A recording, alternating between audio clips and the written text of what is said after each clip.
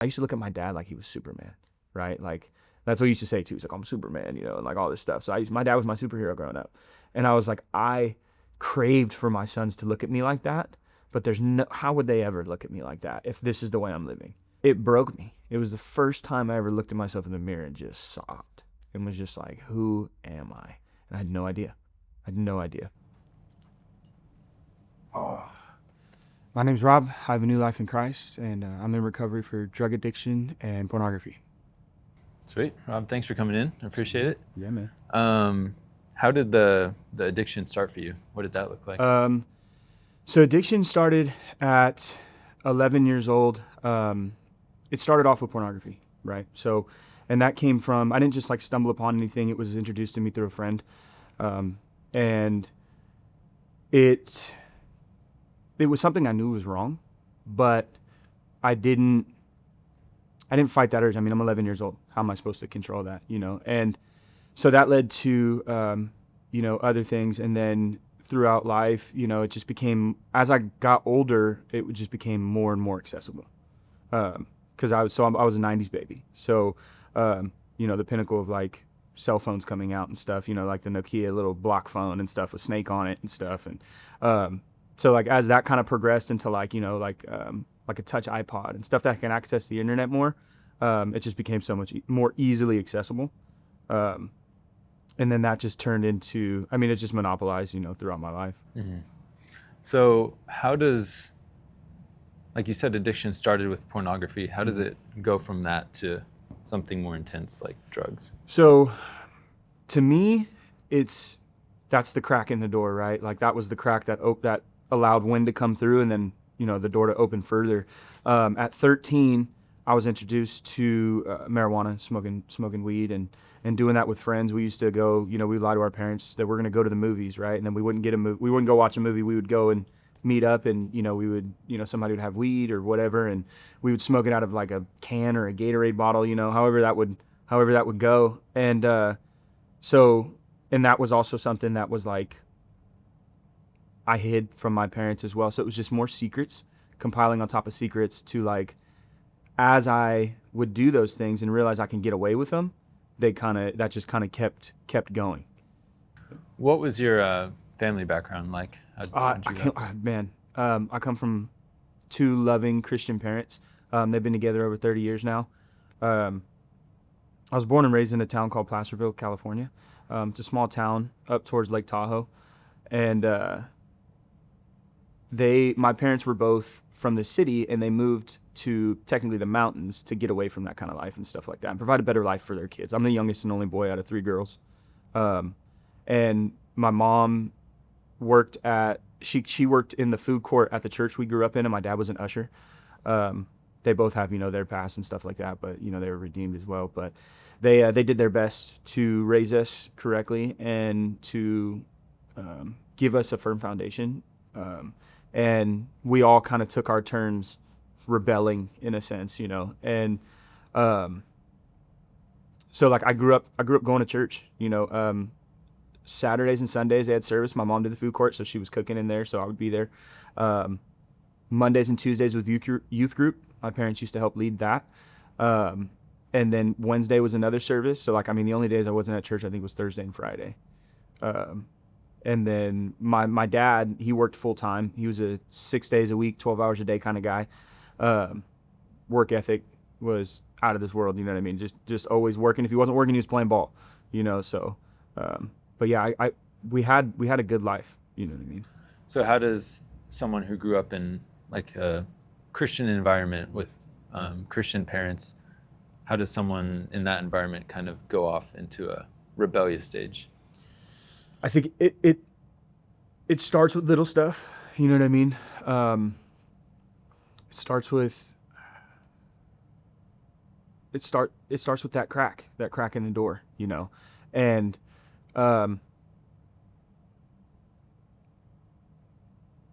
it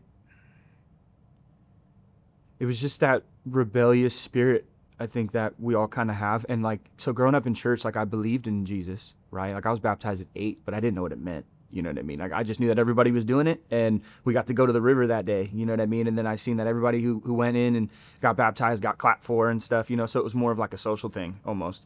But I knew God was real because that's what I had been taught. Not so much of that's what I believed. And but there were so many things even then that like when I look back at it, I'm like, man, God was in that. You know what I mean? Then I didn't know it. I was like, oh man, I was lucky. You know. But to get to where I got to was just straying away. So, for instance, I spent all that time in the church. And then when I was 18, I started going to this thing called Young Life, which was a great thing to go to. It was basically a youth group outside of church. And for like kids who, you know, don't go to church or anything like that, it's kind of like a hangout spot and stuff. And ended up getting into a confrontation with a guy at one of these camps I went to. And I lost self-control in the moment out of anger and used a lot of foul language and stuff like that at this camp in defense of the camp in a sense. So it was kind of hypocritical in a way. But I was sat down by a couple leaders and they basically had called me a hypocrite and was like, you know, telling me like, you act this way, but you do this, or like you say these things, but you act this way. And there was something in me that like flipped a switch to be like, okay, if that's what you think about me, then that's what I'll become. You know? And so all the little stuff that I had done previously, at that point I was like, I've already been there. I know what it's about. Now I'm just gonna go full force and just see what happens. I'm gonna go experience life the way I want to do it because I'm tired of doing it the way that it felt like people were telling me to do it because I wasn't reading the Bible. You know, it didn't feel like it was my Creator's way of telling me how to go about everything. It was technically church hurt, I guess you could say. Yeah.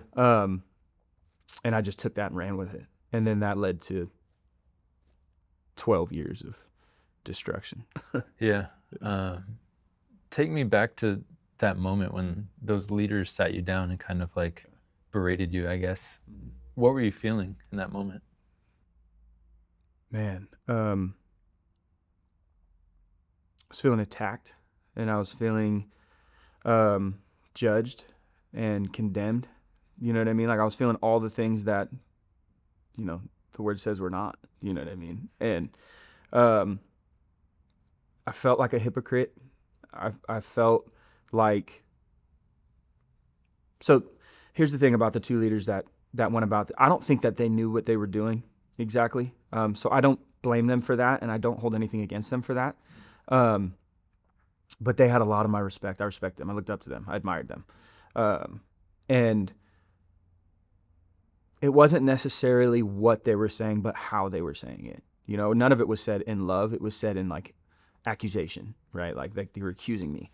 And so it was like, all right, you know what I mean? Like I thought we were cool, you know, but turns out, and now granted, I think they did what was right, but they just didn't do it the right way. You know what I mean? But I can't hold that against them. You know, we all make mistakes. What do you think would have been the better way for them to approach it? Scripture, bring the Bible out. You know what I mean? Like, and just to let me know that, look, like this is me speaking as them. Like, look, I'm no better, right? I have my faults. I know where it's at, but we can't go that way. You know, we have to have self-control. We can't control what we do, or we can't control what they do. We can only control what we do. And then like prayed for me, you know, and prayed for that other person that I had that interaction with. But that's not really how it went. So what do you think you're like putting yourself back in your shoes when you were younger? What do you think your response would have been if they had responded like that? It wouldn't have been as aggressive as towards when I took that other route, but I can't say for sure. I know that what I've done and what I've been through has put me in a position where I'm sitting across from you. You know what I mean? Being able to answer these questions to the best of my ability, and hopefully some of the things that I'm going to say will help somebody, you know? So going from that point on, what kind of happened after that to where you continued on that rebellious path? Yeah, so after that, I went down the path of losing my virginity. which was just another stepping stone on top of the pornography. And then from after I lost my virginity, it was like something else kind of opened up. You know what I mean? Like, so from that point, drinking really became a thing, just a partying social thing. You know what I mean? Like, I was 17, 18 years old, and so like I was never going. Access to alcohol wasn't that easy, but for me it was, because of the town I grew up in, I knew everybody, and I had people who could get me whatever I wanted. But that led to more drinking, and I had drank previously, but then after that it kind of spiraled down a little bit further, and then the smoking weed became a lot more common. Did that a lot more often, and then cigarettes were introduced. Started smoking cigarettes, and I had tried them before, but at 18 is when I really started buying. I mean, I was going to school and I was buying packs of cigarettes for other people because they hadn't changed the law yet. So I'd bring packs of cigarettes to school for people, and they would give me money for them and stuff. And then it was all little stuff kind of, that led to me falling into what my addiction would later on be. So, and then that would be, I was addicted to cocaine for 12 years. 10 years. Sorry, 10 years. And that was when the door opened to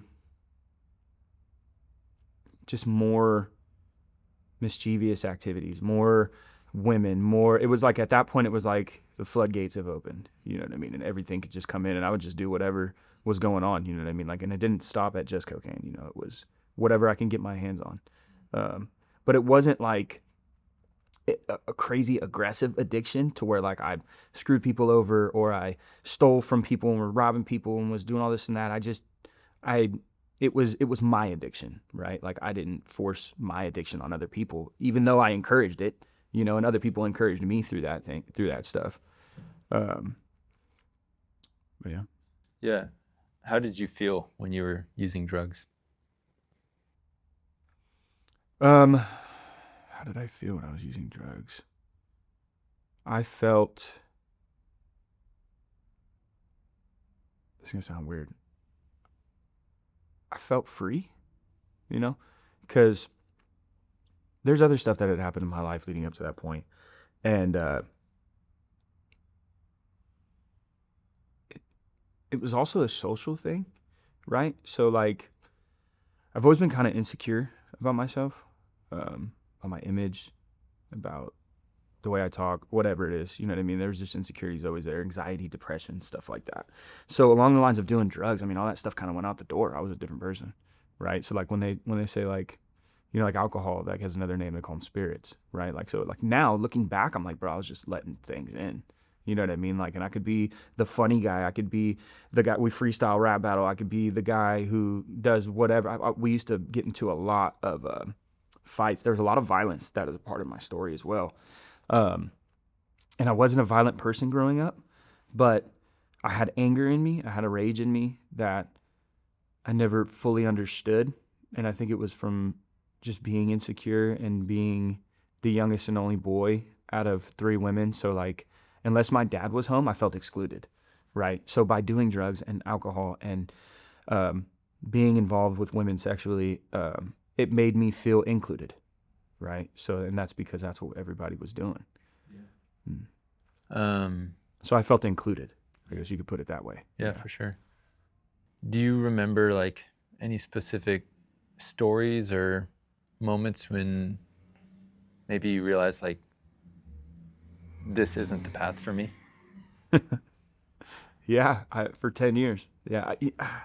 It's crazy because I knew what I was doing was wrong. I knew it wasn't for me, and I knew I could do better, and I knew that my life had more of a purpose than to do all that stuff. But what I used to tell myself is when the time is right, I'll know and I'll stop, right? But the amount of stuff I had to go through until I knew that time was right was insane. What stuff did you have to go through? So, I mean, I got stories. I got a story that it doesn't necessarily involve drugs in that moment, but the friends that I had,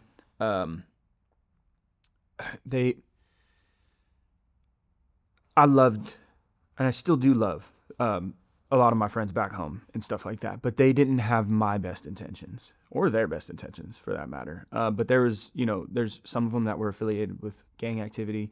I wasn't affiliated with any specific gang, but I was associated. So like those were my friends, and whatever they did is what they did. And I just went along with what they did and kind of followed them in that aspect. And some were older, some were younger.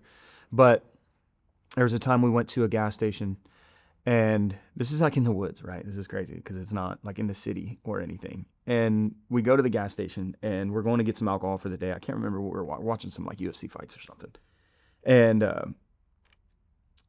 I was with one of my best friends that I've known since I was 3 years old, and then my other friends who I had become friends with later on in life after my buddy had went into the military. He was on leave, so he was back home visiting. So he's not a part of this lifestyle, right? And we go to the gas station, we get there, and we see this car there, and my buddy looks inside, and prior to that, a few days earlier, we ran into this guy at the gas station who was from a different gang than the one that my friend was a part of. And so they like almost get into an altercation there, but the dude ends up leaving, but that car was at that liquor store we went to that day. And so like one of my friends goes in the gas station, a couple of my friends goes in the gas station, my other buddy comes up, he goes, "Hey bro, that's that guy's car."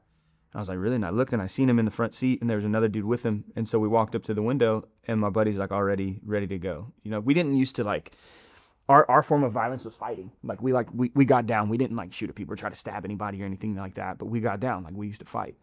And so go up to the window, and dude he like rolls his window up as we come up.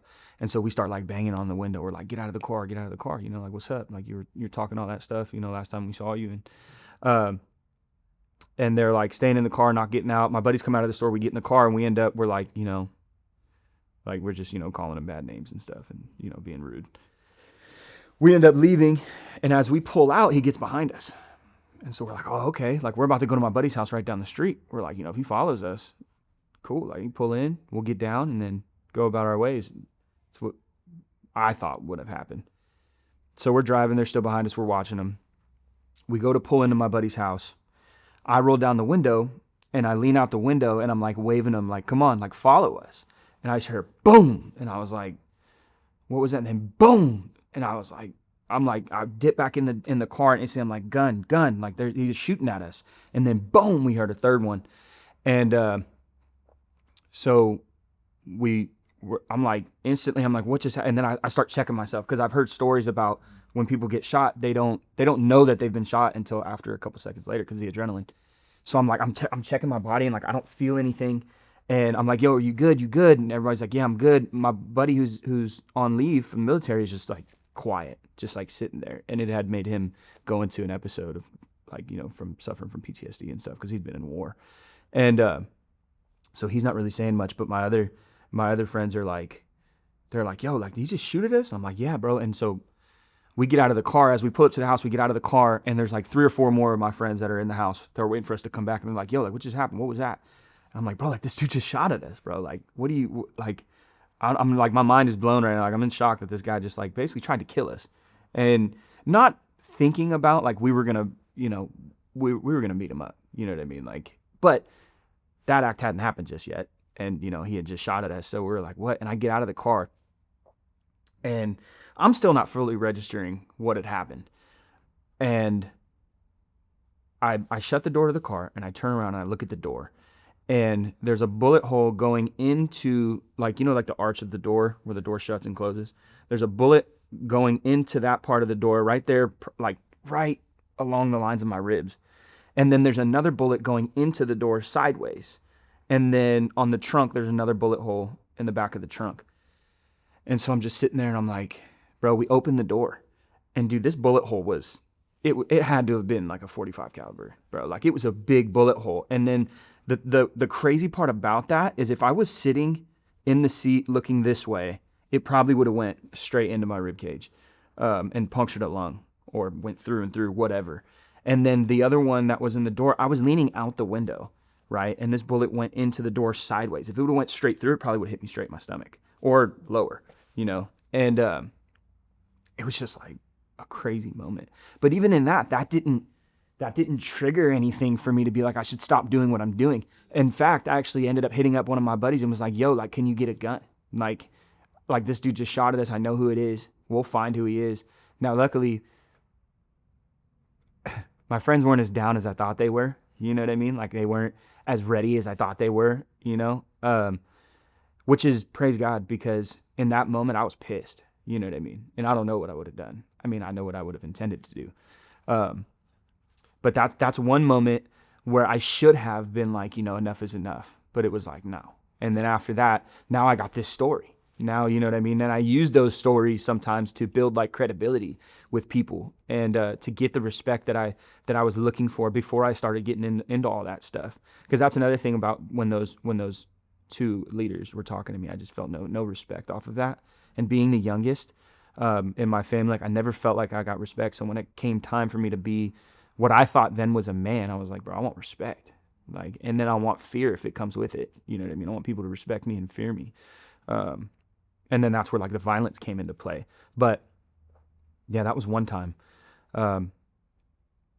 There's another sequence of stories that happened after I had moved out to Texas and then moved back, because I have a daughter in California, which is another crazy story, man. I know we don't have much time, but like I'm we have full of time. stories. If you have time, then I'm down to hear stories. So going through the process of being an addict, I never looked at myself as an addict, right? I always said I could stop whenever I want, and I think a lot of addicts tell themselves that, yeah. And so I was like, I could stop whenever I want type thing, but like I wasn't stopping. And it wasn't like, I wasn't the type to be like, cause I had a job too. Like I used to work, and then I also used to sell drugs. So like, I would sell them to people I was working with. I would sell them to whoever. Didn't really matter who you were, but if I got a bad feeling, I wouldn't sell you. You know what I mean? Like it was real simple. Like I had like a manual that I would go by, like a infrastructure that was like, if I feel this way about it, don't care about the money that much, I'm good. Which, I mean, the way that God protected me in that, when I started engaging in that stuff too, was just crazy, bro. Like, but yeah, so we moved out to Texas back in 2020. And it was, my father had, he was a garbage man for, a good amount of time. And he was driving one day and it was raining, and he hydroplaned and he hit this median and it ripped the cab off of it was a roll-off truck. Ripped the whole cab off. He should have died, like no question in my mind, but it ended up retiring him. And then he ended up getting a settlement. And my family doesn't come from money. We were low end middle class, right? So my dad worked, my mom didn't work. She worked at the church, but my dad had supported our family until I was about 16, 17 years old. Then my mom went back to work. And so like, we don't come from money, my dad did his best. My parents did their best. We lived with my grandma until I was about 9 years old before she passed away. I shared a room with my sisters until I was 8 or 9. And so when my dad got the settlement, my parents made a wise decision. They were like, yo, like, we're going to move to Texas. They came out here and visited because of the Chip and Joanna stuff. Oh, really? Yeah. And so we're going to go check out Waco. And they checked it out and they really liked it. So at the end of everything, they're like, we should go out there and we should be able to make this financial, I don't know the word for it. The settlement that they got, they were going to make it last, right? And they wanted to make it last. And they wanted to be able to buy a house because at the time they had been renting. And then I was living with a friend. We had a house up in Shingle Springs. And okay, a little bit prior to this, I had gotten my daughter's mom pregnant, and it didn't end up working out. And 6 months later, I had got my son's mom pregnant. So I had 2 women pregnant at the same time during this time, and I'm still selling drugs, working, and sleeping with other women. You know what I mean? Like I was just, I was in a rough place, very rough place. But so my parents had offered for me to move to Texas with them, and I'm like, yo, I got 2 girls pregnant right now, and regardless of the way I was living, I knew that when I made mistakes, I own up to them, right? And no, I love my children, but they weren't planned by any means. And and they were a product of my selfishness, right, and my sinful nature. Then now they're just, I mean, they're a product of God. You know what I mean? Like, they were gifts that saved my life. But then they were something that I didn't intend for, but God used that and He redeemed that. You know what I mean? In a way that I can never fully show my appreciation. Like, it's an unbelievable thing that He did in that. And but so my parents offered me that. I was like, I'm gonna stay back here and I'm gonna figure this out. I'm gonna co-parent and all this kind of stuff, and I'm gonna keep selling drugs and I'm gonna keep working and I'm gonna keep doing what I want to do because I can, And so it was like a month before they left. My daughter had been born already. She was about a year old, and almost a year old, and my son had just been born. And my daughter's mom had stated how she didn't want to get back together with me. And then my son's mom also had stated how she didn't want to be with me. And I was like, okay, so like neither one of them are working, so I got to co-parent. That's what I was saying. I'll stay back and I'll co-parent. And then one night I had, I worked for this company. I'm an arborist, so I do tree work, work with chainsaws and stuff like that. And I was working for this company that I had to go to school for a safety class for like 2 weeks just to get hired on and, do like driving tests and chainsaw safety tests and all this different kind of stuff. So they were pretty serious about working there and whatnot. And one night I had been, messing around and doing stupid stuff. And I woke up late for work and I showed up like 15 minutes late. And when I got there, they suspended me. And I was like, okay, like, whatever. And after they suspended me, they called me and told me I needed to go take a drug test. And I was like, uh-oh. You know what I mean? Like, this isn't good. So I went and found like cleansers from like smoke shops and stuff. And I was trying to like cleanse it, drank like a gallon of water with lemon and, all these remedies I thought that were going to work. I went and took the drug test and mind you, in that drug test, they have somebody who stands in the room with you. And, it took me like an hour and a half just to pee in a cup. And then by the time I peed in the cup, I left. The drug testing place called me and they said, hey, have you had this kind of surgery or done this and that? And I was like, no. Like, okay, we found methamphetamines in your system. And I was like, okay, hung up, called my job and quit because I didn't know what could happen off of that, but I knew that I didn't want it to hinder me from getting a job in the future or anything like that. So I called and quit. And then after that, I was like, I don't know what I'm going to do. I have 2 children with 2 different women. I'm right around the door from either getting shot or going to jail. You know what I mean? And I was like, how? And I feel like God put the thought in my head of like, how can I escape this? Right? Like, where can I go from here? And mind you, like, I wasn't in a relationship with God at all. I wasn't seeking Him. I wasn't doing anything that had to do with following Jesus in any way, shape, or form. And but I felt like sometimes as I talk, things kind of give me clarity. I get clarity on certain things. But then it popped in my head. My parents are moving to Texas. I was like, but I have kids here. And it was like, okay, let me talk to my son. So at this point, my son's mom had decided that she wanted to be back with me, but I had already come to the conclusion like it wasn't going to work. So I had accepted that. And so like at that point, I didn't want to be with her. But then I was like, how do I see if maybe she'll want to go with me? If she wants to go with me, I'll go, right? And so I called her and I was like, hey, do you want to move to Texas with me? And she was like, I'll go anywhere you go. I was like, bet. Like, that's all I needed. We're moving to Texas. You know what I mean? Like, so I had to get some stuff in order and get some things put together. I called my parents and I was like, hey, we're going to go with you. And they're like, who's we're? And I was like, me and at my time, girlfriend, or at my time, just mother of my child and my son. So we made that move, and we drove all the way from California through Arizona to Colorado to see my uncle, and then down to Texas. And so we went out there. I found a job doing security, and was making, like $8 an hour. In Waco? Yeah, in Waco. So I went from $21.50 to $8 an hour. And my wife wasn't working at the time. We were living with my parents. And my son was, starting to grow.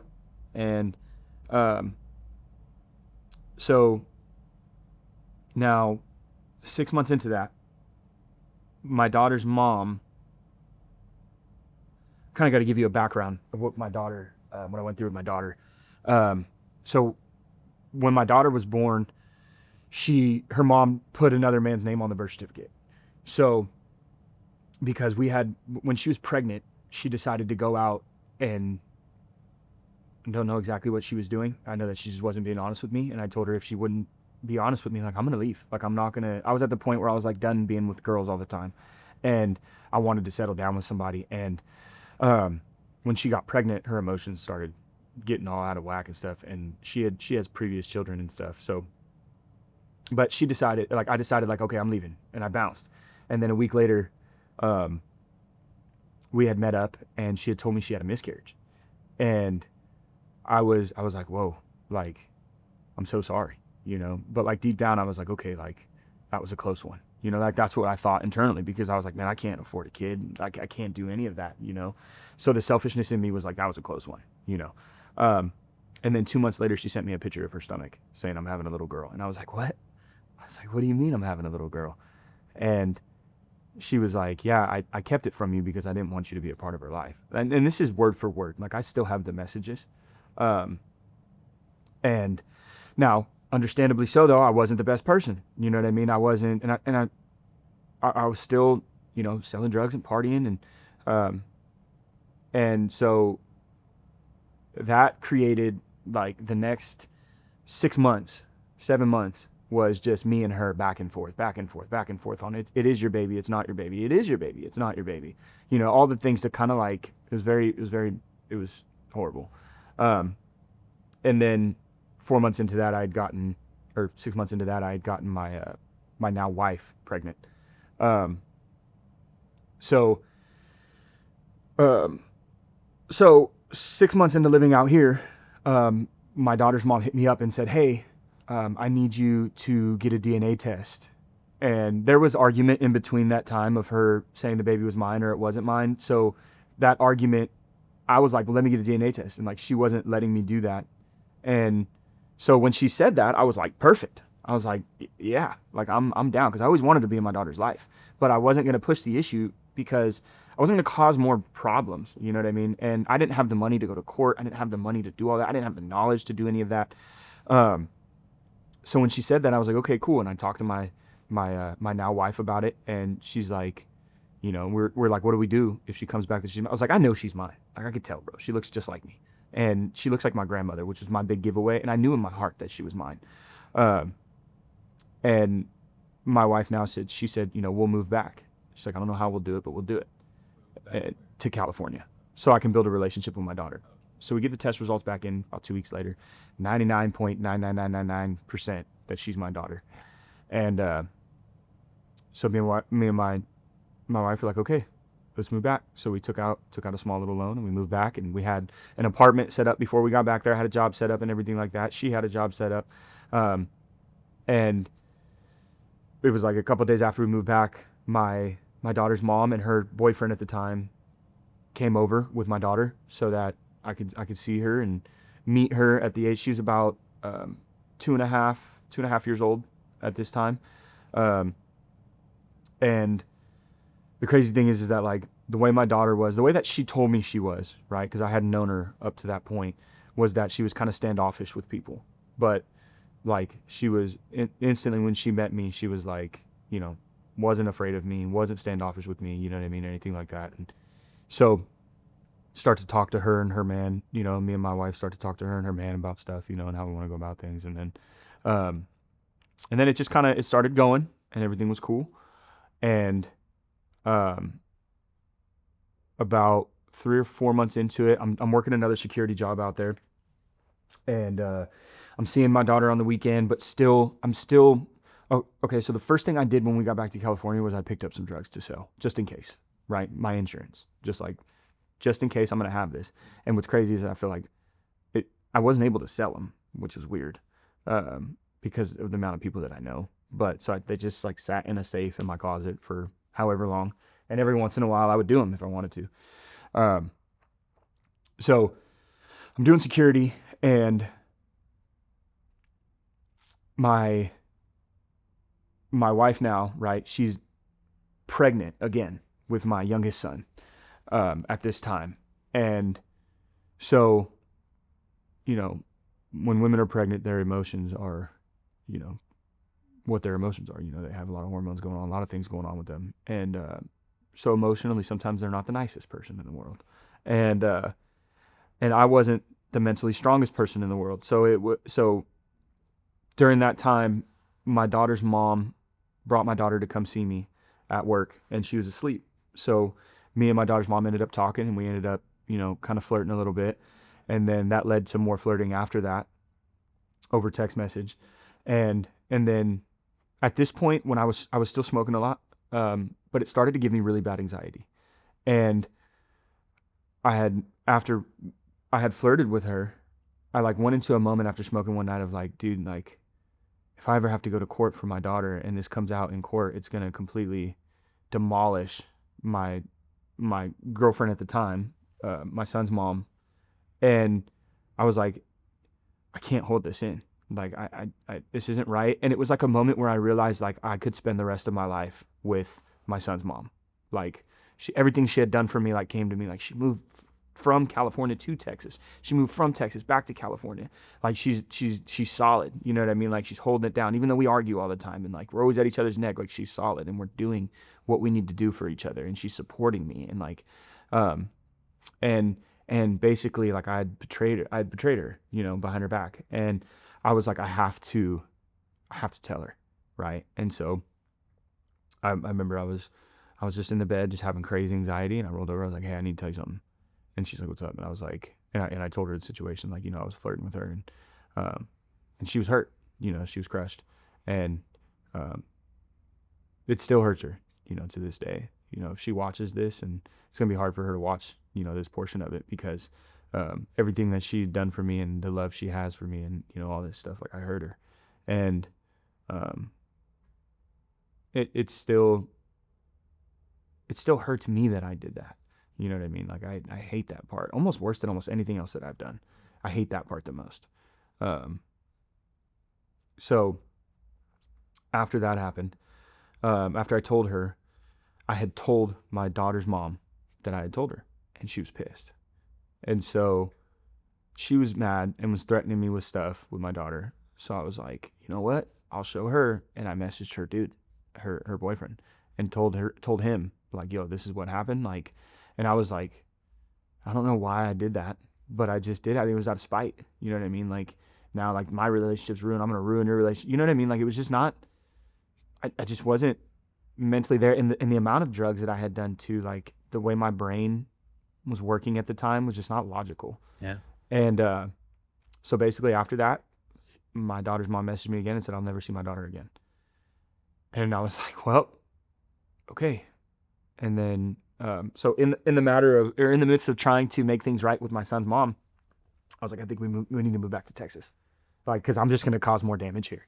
And so we talked about it, we figured it out, and we decided to move back to Texas. And then, a couple months into that is when I started my business, trimming trees and cutting grass and stuff like that. And, that's when we moved back. It was the best choice I ever made. And there was, in the midst, when we were in California, there was a night on New Year's that was another moment of God saving my life. We were partying with some friends, and my buddy's uncle showed up, and I never knew if he really liked me or not, but that night he was telling me like, like, bro, like you're cool. Like like it's all good, dude. Like you're not, like, I think you're cool and stuff. And so we were talking and hanging out. His kid's mom called on the phone, and she was with another guy, and he lost it, right? He starts getting real mad, and they're in a very bad area of Sacramento. And so we're in my car, and he's talking, he's yelling at this dude saying what he's going to do, and he's going to come over there and all this stuff. And then he gets off the phone. He's like, hey bro, do you want to roll with me? And I was like, yeah, where are we going? He's like, we're going to the P, right? It's called Oak Park. It's in South Sacramento. And I was instantly like, it's a rough area at this time of night. You know what I mean? And we don't have guns or anything. So like, I'm like, you know what? Like, yeah, I'll go with you, bro. Like, I got you. We're going to go fight. I'm a fighter. I like to get down. And so I was like, I'll go with you and we'll go beat this guy up or whatever. I was like, and in that moment, something told me, something goes, it goes, go use the bathroom. It's like, and I almost argued with it. It's like, I don't even have to use the bathroom. I'm like, just go use the bathroom. It's like, okay. So I was like, yo, I'm going to go use the bathroom real quick. Don't leave without me. He's like, all right. So I go into the bathroom and I don't even use the bathroom. I just wash my hands. And I'm just like, all right, like kind of getting ready for what's about to happen. I'm like, all right, like, I hope I'm going to be good. I hope this all goes right, and we'll get over there. We'll get in, we'll get out. I come out of the bathroom and he's gone. And I was like asking everybody, I was like, yo, where'd homie go? Like, where'd he go? And they're like, oh, he left. And I was like, oh, like, all right, So he left. We go back to partying. An hour later, my friend gets a text message from his mom saying that his uncle was killed. And I was like, which uncle? You got 100 of them. You know what I mean? Like, which uncle? And he's like, he tells me his name. And I was like, what? You know what I mean? Come to find out, he drove down there and got out of the car and he walked up on him and they shot him and killed him. And so at that moment, I'm just like, whoa. You know what I mean? And this is right before we moved back to Texas. So I'm just like, whoa, like I should have been with him. You know what I mean? So that's two, right? That's two pretty significant situations where, my life easily could have been gone. And then it was about a couple weeks after that, I was at my buddy's house because I had, and this kind of to backtrack a little bit, I hadn't made the decision to move to Texas just yet after she said I wouldn't see my daughter. There was a couple other things that had transpired, but that was festering. Like that thought was already going through my head about moving back. I just didn't know how we were going to do it because we didn't have the money to do it. So we go to my buddy's kid's birthday party, and this is in another not very good part of Sacramento. And I bring my wife now and my son, and she's pregnant. And we go inside, and we're, birthday parties with my friends weren't for the kids. You know what I mean? Like we would have the party. We would be drinking. We would be doing our thing, having fun. And the kids, we'd get them a bounce house or whatever. And they have their fun and doing their thing. And then we would party and do our thing. We go inside, we smoke a little bit, and we're drinking. And then I come out to the driveway and I light up a cigarette and I'm smoking. And then, as the weed hits me, I look at my wife and my 2-year-old son, 1.5-year-old son, and I had a vision of, like, it was crazy, bro. It was like I just felt somebody coming around the corner in a car and just shooting the party up, right? And then after it was shot up, I remember opening my eyes and my wife was holding my son and they were just covered in blood. And I know it's a little bit graphic. And this was 4.5 years ago, and I still remember this thought. It was a vision. It was like a vision, bro. And she's holding my son and like looks at me, and then boom, I'm out of it and I'm back at the driveway, and everybody's fine. You know what I mean? Everybody's doing their thing, and that's when I was like, we need to go. And like I walked up to my wife, I was like, hey, we need to leave. Like I want to go to the house. Say bye to everybody real quick, and we go to the house. And then that's what we had started talking about, leaving and coming back to Texas. And so I thought leaving California and coming to Texas, everything would be easier. Everything would be better, right? Like I'd get away from all that different kind of stuff and whatever. But I couldn't have been more wrong, because now I wasn't involved with like a bunch of friends and everything. Like now I had to deal with like real family problems, right? So not stuff that I could just walk away from. I mean, I could, but it's not how I'm built. I love my family. I'm loyal. I stick to who loves me and stuff, even though I wasn't loyal to them when I was hanging out with my friends. Not that I wasn't, but I just wasn't choosing them over my friends. My friends became like a separate family. And so that just enters kind of a different era, right? Of where now I'm like, okay, now I'm out here where I don't know anybody. And the only people I can rely on is my family. And, but something's got to give, right? Something's got to change, because I'm still dabbling with drugs a little bit here and there, not often, but a little bit. And I remember looking at myself in the mirror one day, and I was looking at myself in the mirror, and I hated who I saw, right? I was just like, who are you? This is not you. And all the memories of me being a kid started coming back, and it was like, that's who you were. You know what I mean? You're not this person that you're looking at. And then I started to feel shame and guilt, and I was like, you're disgusting. You know, like, I was like, I don't want this anymore. I don't want to be this person anymore. I hate myself. And like, how can my sons ever look up to me, right? How can they ever look at me and say, that's what I want to be like? And how can they look at me like, because I used to look at my dad like he was Superman, right? Like, that's what he used to say too. He's like, I'm Superman, you know, and like all this stuff. So my dad was my superhero growing up. And I was like, I craved for my sons to look at me like that. But there's no, how would they ever look at me like that if this is the way I'm living? And like I'm angry all the time. I'm disrespectful to my wife. I'm, you know, just not looking for a fight everywhere I go, but ready to accept one if it came my way. And like, just didn't trust anybody. Didn't have very much love in my heart. And it broke me. It was the first time I ever looked at myself in the mirror and just sobbed and was just like, who am I? And I had no idea. And so, and it was after that I started writing down some stuff here and there about, you know, like, who do I want to be? Why am I this way? And I wrote on a piece of paper just everything that I doubted, and like, I don't even know if I want to be with my son's mom. I don't know if it's this, like, am I with her because I love her? Am I with her because it's somebody to be with? All this stuff, right? I wrote out like this whole page of stuff, and I remember my wife found that not too long ago, and she was like, look how far you've come, and like handed it to me, and I was like, oh man. And yeah, it was pretty cool. But yeah, so after that moment of looking at myself in the mirror and just being like, you know, just hating who I saw, I didn't know how to change it, right? And when I started my business, I started to find fulfillment in that. I was finding my identity in that, and I was finding purpose in that. And then everything else kind of fell behind that with, you know, and being, so it started with that. And then I was like, you know what? I want to give this church thing a go again. You know what I mean? And this is, Where'd that thought come from? Just God. Yeah. But it also came from knowing that, like, I always used to tell myself too, like, I know God is real, and when the time is right, I'll stop all this stuff. You know what I mean? And I coupled it with God letting me know when that time was right. And having that breaking moment later on let me know, like, that was, like, it was just my rock bottom. Like, you couldn't see on the outside I was on rock bottom, but on the inside, dude, I was broken. And I was just 1,000 pieces.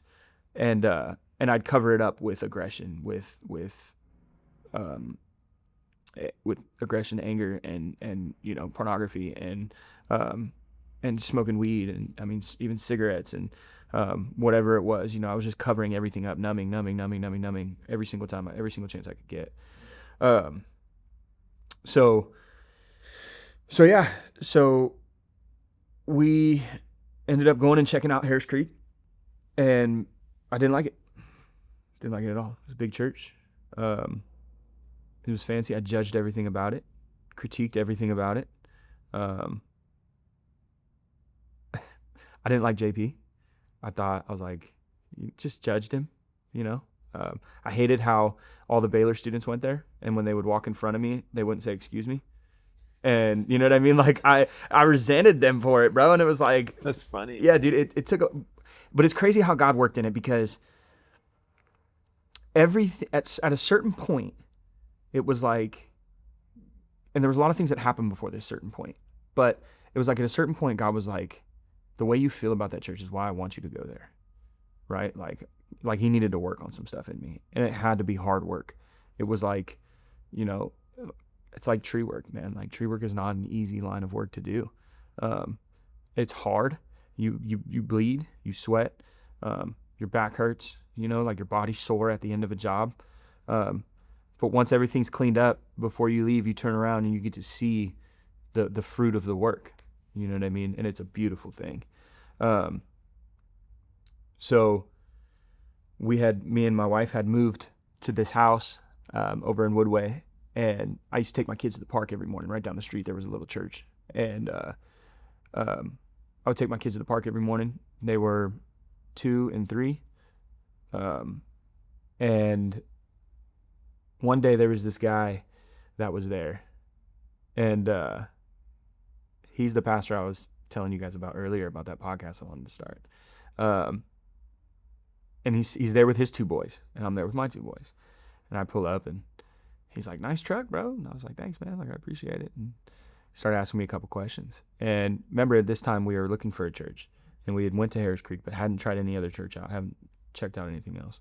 And he starts asking me some questions, and I was just like, "Yeah." And like instantly, I'm like, "Who's this guy?" Like, you know, like, and oh, mind you, I'm high, right? Like I just smoked. I had my morning bowl, you know what I mean, whatever. And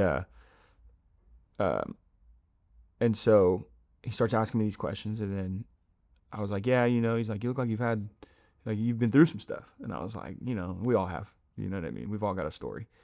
And he's like, "Yeah, but I'm pretty sure," like, he's like, "I feel like I might, like, let me guess, like, you this and that," you know, kind of like tried to like shoot. And I was like, it's pretty close, but no, sounds more like it's probably your story than it is mine, but you know, but similar, but not same, but different, you know what I mean? Like, and so and then he proceeds to tell me that he's a pastor.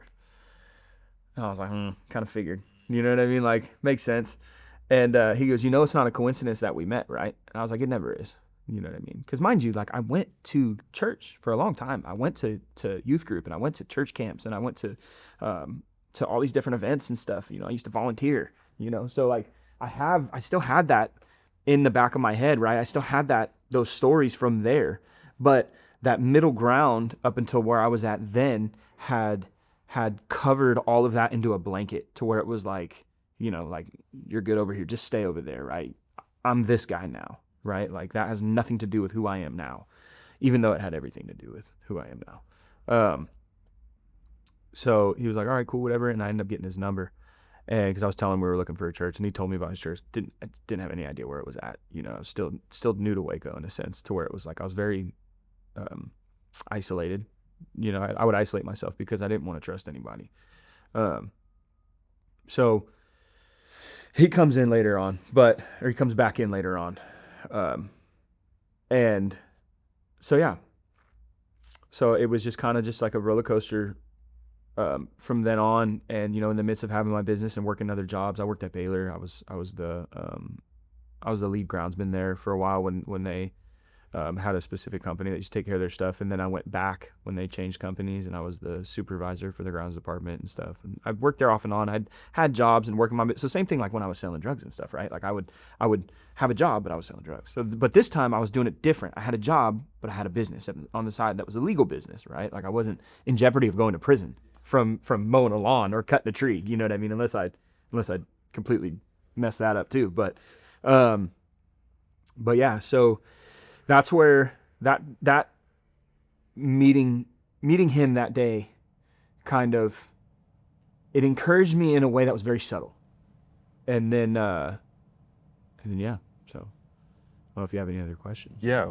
I mean, what happened from there? Like, how did you started going to church? Mm-hmm.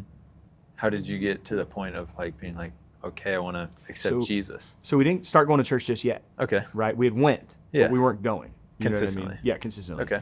So my mother, my father, and my sister both had told me they all went to Harris Creek. And then one day, and they kept trying to get me to come, you know what I mean, and get my wife to come. We're like, "Nah, we're just going to sleep in, not worried about all that." And mind you, my wife's story is crazy as well, right? We'll have her come here next. I don't know if she'll do that. She's not there just yet. That's okay. But man, I'll pray for it, for real. But yeah, she could help a lot of people as well. But so we didn't go continuously all the time or anything like that, but here and there. And then they brought up regeneration. And at this point, I'm like a soda bottle that was just shooken up, right? I got all this in me that I need to let out, but The only way I knew how to let it out was through violence or through drug use. But I knew that there was testimonies I had heard growing up, right? So all this stuff from my childhood starts to come back in because I'm lost. I don't know how to be a father. I don't know how to be a husband. I don't know how to do this the right way because I've been doing it wrong so long. And but everything started to come back from like my childhood and stuff like that. And it was like, and so like I believe that my memory is not what it once was because of the drug usage. But God is renewing that, you know what I mean? Through scripture. Like, it's crazy, bro. Like, I've never, I don't want to fast forward, but I've never read a full book, cover to cover, ever. And I'm working on reading the Bible now, right? Every single day. I'm in Job. Each page I turn is as far as I've ever been in a book. So it's pretty crazy. I have a hard time remembering things, but God is so good. And just, like I said, just renewing my mind in every aspect. So we check out the church a couple more times. I'm still in the mindset, I don't really like it. You know what I mean? I don't really like the pastor guy. Like, I'm not really into it. And then they bring up regeneration, and I was like, okay, this sounds pretty decent, but nobody there is going to understand what I've been through. You know what I mean? Like, they're not going to get it. And even if they do get it, they're not me, so they won't know. You know what I mean? Like, they won't truly understand what I've been through. But eventually, after them, kind of coming after me a couple times here and there, and then my dad was like, yo, like, you should check it out. You should get into it, this and that. And then eventually I was just at a point where I was like, I want to share my testimony, right? Like, I want to tell people what I've been through. Didn't understand what that meant. And thank God I wasn't put in a position to share my testimony at that time. I'm still not the best at it, but my language wasn't cleaned up. My life wasn't cleaned up. And not that I'm like not that I'm just like this perfect person now. I'm not in any way, shape, or form. But then I was just more wild, right? I wasn't, I just wasn't very reserved still. And so I go one night and they do worship, but the worship is different, right? There's a room full of, a couple hundred people, and it's just intimate, and kind of makes me uncomfortable, but I'm like, whatever, I've always loved worship music. I like to sing, rap, and stuff. I love music. And so that was cool. Well, we go and we sit down in groundwork, right? Groundwork is what you sit in for about 6 to 7 weeks, depending on how much room they have for a step group or how many guys are going to be in a step group. And then you go through, it could be anywhere to a year-long process of the 12 steps, recovery steps, in a step group. And those are the guys that you're with for that amount of time. In groundwork, you can kind of bounce around to different tables.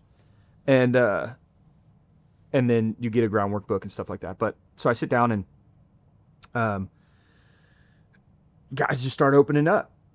I was like, okay, kind of dig this a little bit. Like, this is cool. Cause like inside, like on the outside, I have like this hard outer shell, right? Look kind of like a mean guy. I'm a bigger dude. So like, kind of look like I'm people would be timid to come up to me. But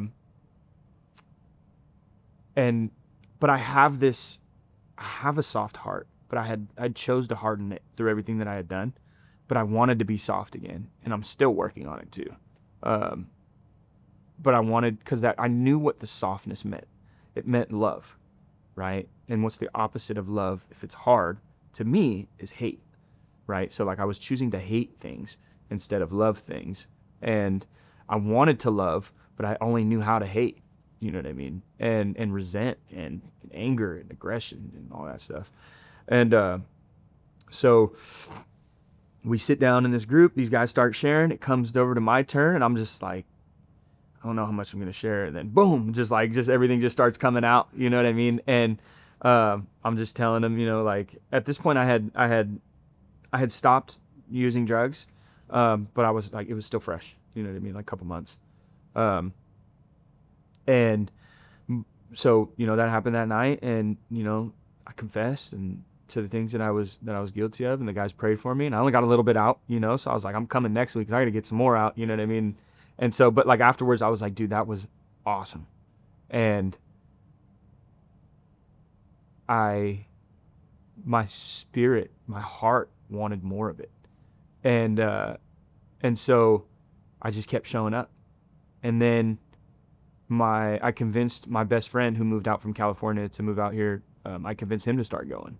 And he's a person where a lot of the stuff that I got into, a lot of the stuff that I did, he was with me. A lot of fights, a lot of drugs, a lot of women, all of it. We did a lot of it together. We were friends since we were 15 years old. So he started going, and then we were in the group, and then we started making friends, with certain guys, and then we get put into a step group, and then we just so that's when God started. And then the book that they give you just explains things in a different way, right? And it just gives you this. It's so profound, it was so understandable for me, right? And I struggled in school because nobody was able to teach me in a way that I understood. They taught me in a way that they knew, right? Now, it doesn't mean you have to cater to me, but it's that's why I explain things into such great detail sometimes, because I know that if somebody doesn't give me the details, then I'm just going to be wondering why, and I'll be more distracted by wondering why than what they're trying to teach me. But yeah, that's what the book did for me. It broke stuff down, and I'm still going through it thinking I don't really need it that much. I'm not that bad and all this and that. But the more I get into it, the more I realize I need it.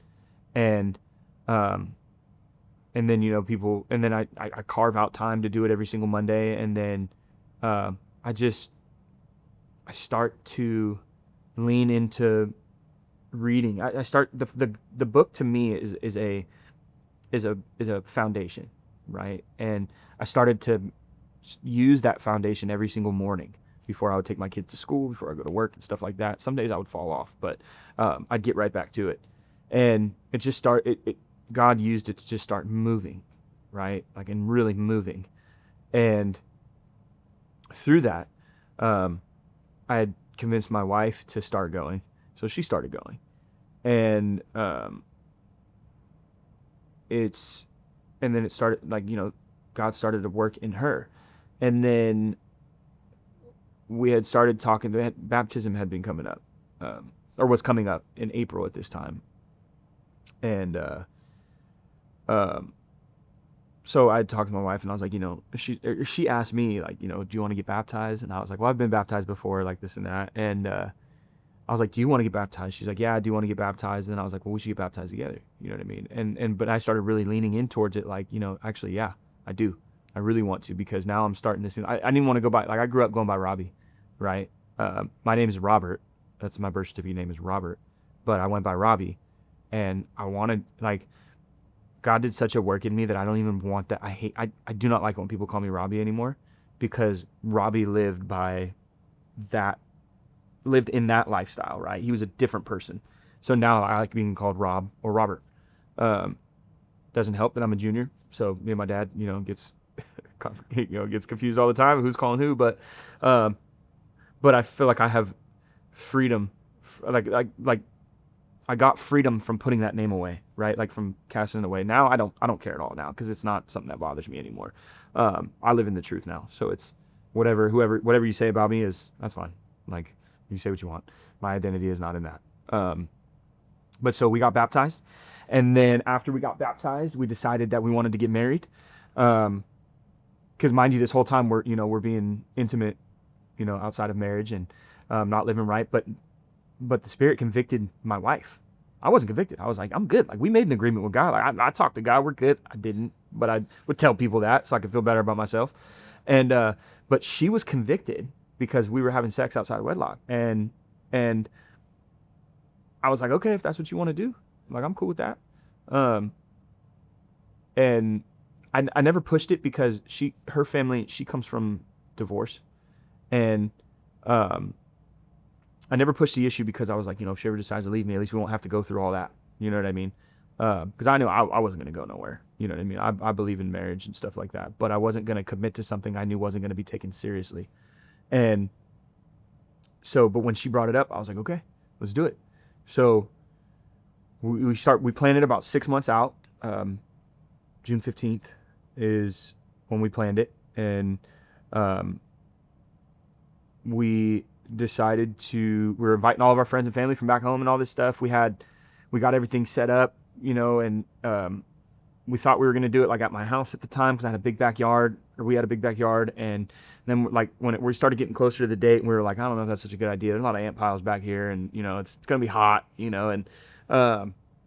and we had somebody who was set up to marry us. And the week before, they told us we had to pay for, and they're out of Houston. We had to pay for their rental car, their gas, their hotel, and give them a tip if they wanted to marry us, or if we wanted them to marry us. And instantly we're like, we'll figure something out. You know what I mean? Like, we didn't have the money to do that. And so we went to the church. Okay, backtrack. So remember I told you I didn't like JP necessarily. They ask you on the I don't want to call it application, but on the whatever paperwork is that you filed, to get baptized, or it's just like a written thing just to say who you are and stuff like this. And they asked you, they go, who do you want to baptize you? And I was like, JP. Because at that point, I knew the enemy was trying to use my own arrogance and self-righteousness to judge somebody else. And so I wanted to kind of screw you. You know what I mean? Yeah. I'm not going to listen to that. He's done nothing wrong. He's given people the gospel. He's preaching the word in a way that he makes sense to me. Bro, everything he was saying, I heard it, and it was moving. God was using his words to move inside of me, and so, but I was still just negative, and so I was like, I want JP to baptize me. So he ended up baptizing me, and my wife and my best friend, and so that all happened. And then, so fast forward, we're going to church consistently. We're going to Regen consistently. We're both in the program. All three of us are in the program. 6 of us are in the program. And me and my wife were getting married, and it comes down to the week of, and that pastor said that they couldn't do it unless we did those specific things and paid for this and that. So we go to Harris Creek, we go to the church, and we're asking if they can marry us. And they're telling us no. Now, the reason then we didn't understand, I do now, right? And it was because we didn't go through the premarital counseling. And at the time, I'm like, why can't we just do opposed counseling? Why does it have to be prayer? We don't even need it anyway. We've been together for 5 years, and we have children. Why do we need to go through counseling? Why is it all this and that? And it would unfold later why we needed counseling. But so I end up, so they're telling us no. My wife is starting to develop church hurt, and I can see it, and I know it's happening, right? And I'm trying to do my best to just be patient with her, and to I just told her, hey, just chill. I'm gonna figure it out. We'll get it figured out. I got it. So just don't worry about it. And I'm talking this is a week up until we're getting married. So this is it's Sunday. We're talking to people at church about trying to help us get married, and Saturday is when we're getting married the following week. And so they're telling us no. They're giving us reason why. They're not just saying no and just being whatever, they're giving us reason why. It's just that we didn't fully have she didn't have a fully good understanding of why. She didn't get it. I was understanding it, but just didn't want to, I didn't care. I was just come on, we just need to we're trying to do it right here, help us. And so anyways, I go to work Monday. And I'm like, dude, I got to find somebody to marry me and my wife. But I need to do it the right way. I can't just have some, random person marry us. And it pops into my head. Us meeting wasn't a coincidence. And I was like, who was that guy? What was his name, bro? But I remember my neighbor was his brother-in-law.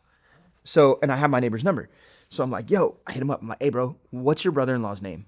And do you think he would marry me and my wife, on Saturday? And he's like, oh, I don't know, man. Usually you got to do premarital counseling. This. I was like, same story, different thing. I was like, give me his number. I'll call him. And so he's like, all right, I'll send you his number. I'm working right now, so just give me a minute. And so I get off the phone and I said, bro, I don't have a minute.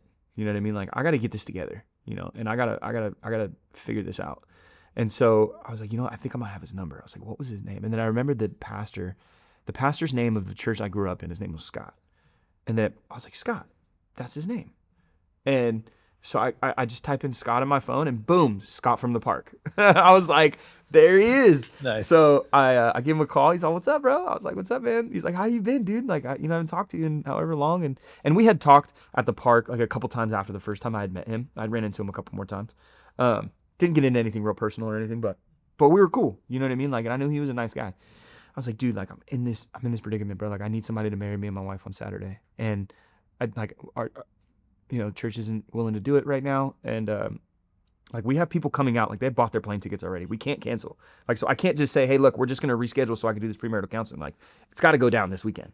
And I was like, I remember you told me we didn't meet for no, it wasn't a coincidence. I was like, so just come on, man. And he's like, okay, let me talk to my wife and let me figure a couple things out. And he's like, but we do need to do the premarital counseling. He's like, but what I can offer is a postmarital counseling. And I was like, dude, I'll do whatever you want. I'll come check out your church. Like, it doesn't matter. Like, whatever you need me to do, I'll do. And so he called me back a couple hours later. He's like, hey, bro, my wife gave me the go ahead. Like, we're all good. I was just like, oh my God. It's just God just showed up. You know what I mean? And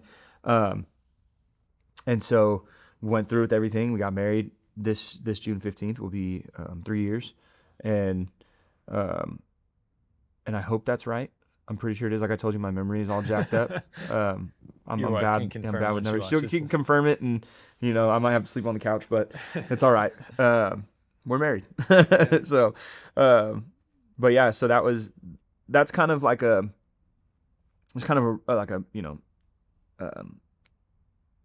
just like a little piece together stuff. You know what I mean? Like it's not super in depth with my story, but it continues. After that. God wasn't done with that. I mean, that's when the real battle started to come. You know what I mean? Like I thought what I had dealt with before was battles, but it wasn't. You know what I mean? That was child's play compared to what it is to be a husband and to be a father and to follow Jesus. You know what I mean? Because people think, like, oh, you're a Christian, you got it all together. It's all you. No, there's a target on my back. You know what I mean? And now I'm not a warrior for the world or in the world. I'm a warrior for Jesus. You know what I mean? And so, and he's been refining me, throughout this whole process, to a point where now, by the grace of God, I'm able to lead groundwork at Regen, which is huge. I was turned down the first time I asked if I could, and that was the wisest decision they could have made. I wasn't ready yet, and also I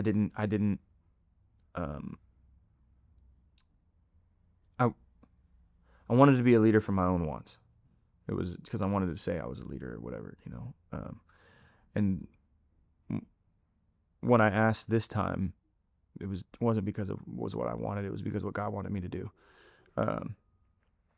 And so, yeah, man, throughout this life that I've lived, I'm blessed, man. I don't deserve any of this. I don't deserve to be alive. You know what I mean? I don't deserve to be forgiven. I don't deserve any of that. But Jesus, you know what I mean? He, yeah. Listening to your story, I mean, earlier you said, like, the way you felt taking drugs was, like, free. But now, listening to you talking about your life, like, after you moved to Texas and started pursuing God, like I hear freedom in that, and it's really cool to see how that desire was truly fulfilled. Yeah. Once you came here and started pursuing God. Yeah. Couple of last questions. Mm-hmm. Who is Jesus to you? Oh man, it's my dog. You know what I mean? Like that's the homie. That's my best friend. That's he is.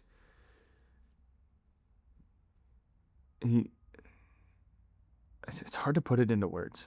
You know what I mean? He gives me hope. He's my father. You know what I mean? He's my dad. You know what I mean? I have my earthly father, but I have my heavenly Father. Sometimes, I mean, through wisdom and guidance, through the Word. You know what I mean? Like it's there for me. You know what I mean? Like he's my shepherd. You know what I mean? And he's my safe place. He's my comfort. He's my advisor. He's my support. He's my joy. He's my peace. Without him, I have none of those things. And trust me, I know. You know what I mean? I've tried to have those things without him, and it wasn't possible. Not even in the slightest. Yeah, he's and now, mind you, like I'm still a work in progress. You know what I mean? Like, I'm he's still refining me every single day. It's just that now, whatever comes my way, I see it as not a test, but I see it as an opportunity to learn, right? Like, okay, like, what is God trying to do in this? Why I need something really bad, but I can't get it, or something like I have something in the works, but it falls through. Okay, what can I learn from that, right? How can I take that and take that as a lesson and not like a failure? You know what I mean? Yeah, for sure. I love that perspective. And really, the last question I have is, what would you tell someone who is maybe in the same position you were in, like living a life of rebellion and like looking themselves in the mirror and not liking what they see and like feeling helpless to do anything about it? What encouragement would you give that person?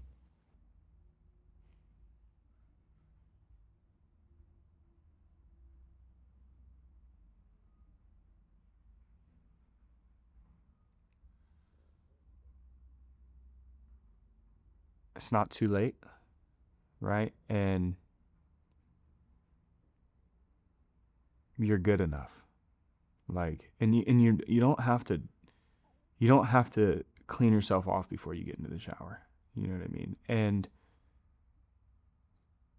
whatever you see in that mirror is not how God sees you. God sees you as his son. You know what I mean? And no matter what you do, he'll be waiting for you with arms open. And it's worth it to putting it down. How do I say this?